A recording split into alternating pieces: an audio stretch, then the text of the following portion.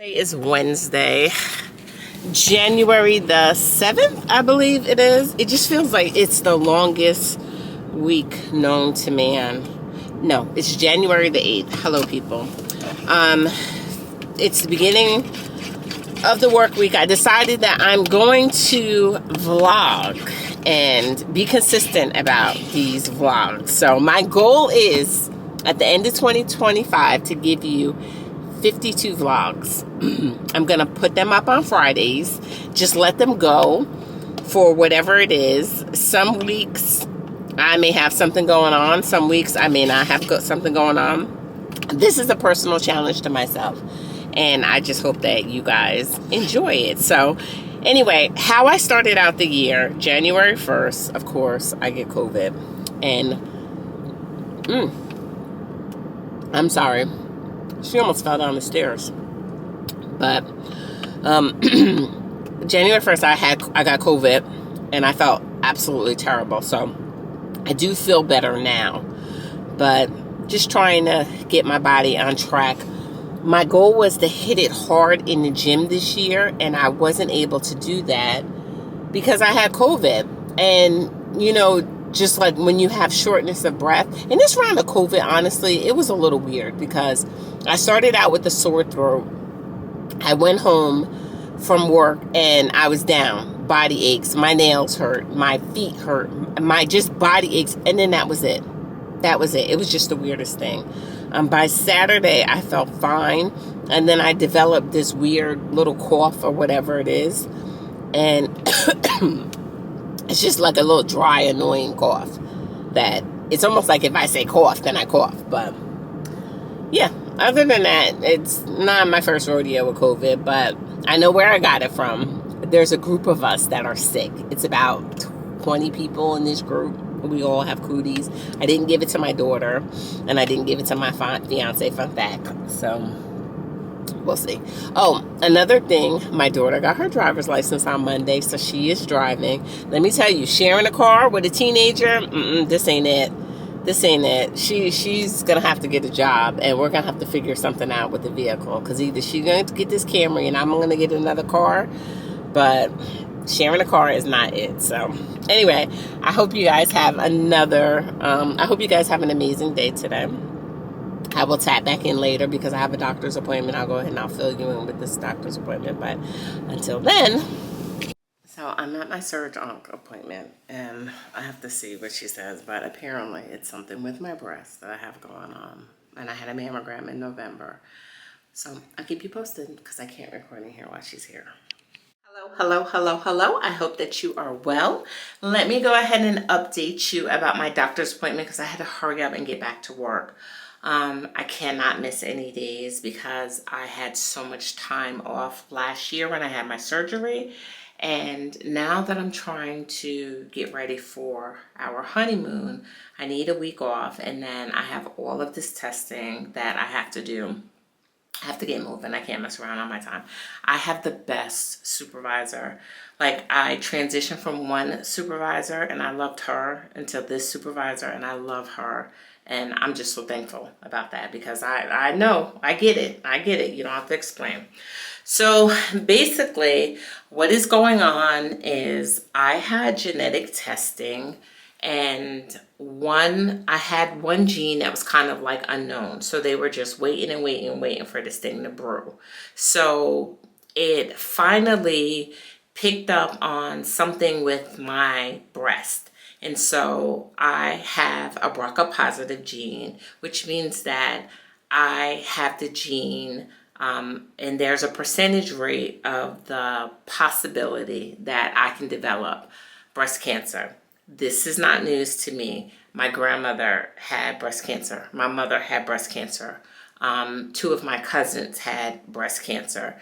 It just runs in my family.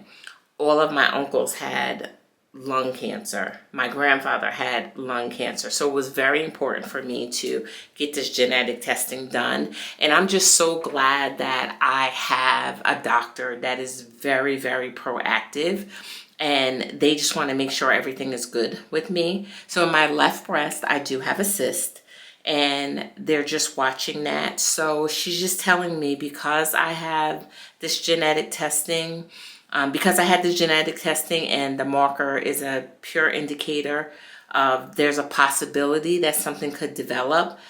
They just want to be super aggressive with me. So we're going to do an MRI of my breast, and then she'll continue to evaluate me. So she was just like, you're going to have multiple appointments with me. Boom, boom, boom, boom, boom. Because if we're going to catch something, we'll catch something at a stage 1. Not that there's anything there, but early detection is key. And I'm here for that, all of the snaps. So that's what we're doing. I do have something called MGUS. And so I have to go back to the other HEMOC, and he'll monitor me for that. He wants to do another bone marrow biopsy, which this will be my 4th bone marrow biopsy. And last year they were just trying to focus on my bleeding and my hysterectomy. And so we're just taking it one day at a time. My health is my health.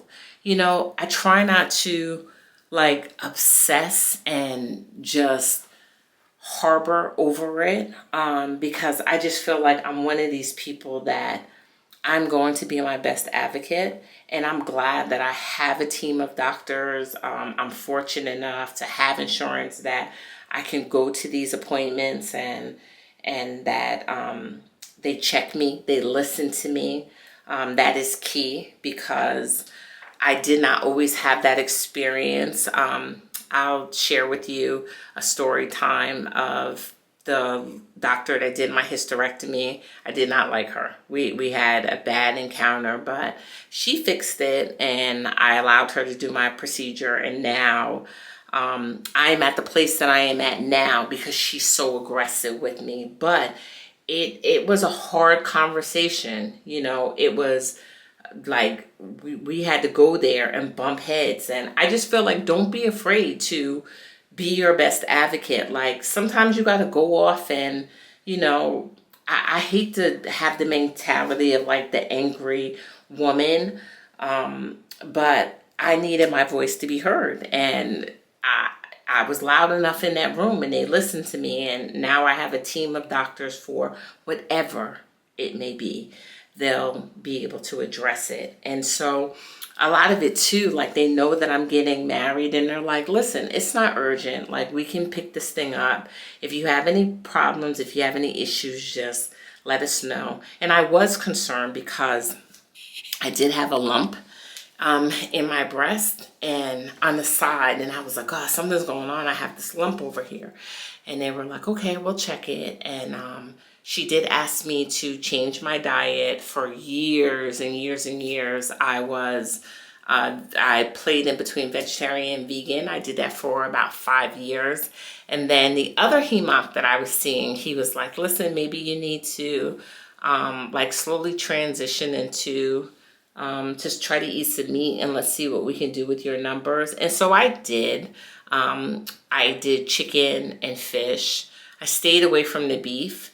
I tried to eat the beef, but when you're vegetarian, you go vegetarian so long to eat, like, it was hard. Even with the chicken, like, you would think that you miss chicken so much, but I couldn't take it in. I couldn't digest it. Like, it was rough.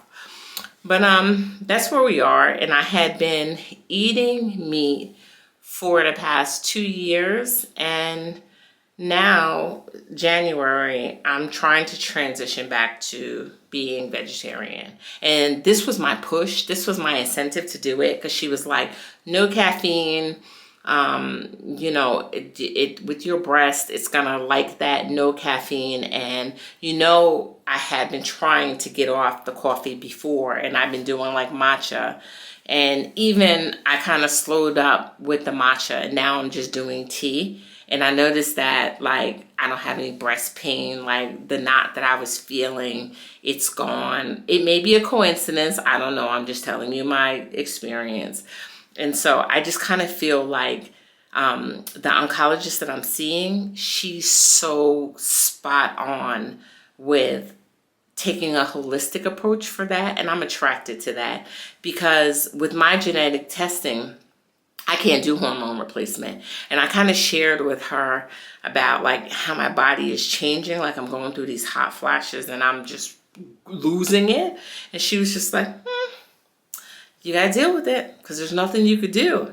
Say less. Say less, my love, because I love that. Like, don't, say, oh, well, just try a little bit of hormone. Like, no, you know that I can't. Like, you seen my numbers. Like, I went through everything I had to go through with this genetic testing. So I love that about her. But yes, that's where we are with my health. So this is just the time of the year that go ahead and schedule your wellness exams. It's January. Keep it fresh in your mind so that way you'll do it. You don't have to worry about it. It will be behind you. And it's, as we go through the year and we plan vacations, we are going about our schedule, like that would be behind you if you schedule all of your wellness appointments in January. I normally do my wellness, my mammogram, my physical, my cleaning. I schedule all those appointments in January. Go ahead, meet my deductibles for the year, knock it out, and move on from there. So this is a late week 1 of the vlog, but I put it together and I threw it up, and so I hope you guys enjoy. So until next week, I'll see you. But other than that, I'll upload a video on Sunday and just kind of give you an update with life and what's going on. So until next week, bye.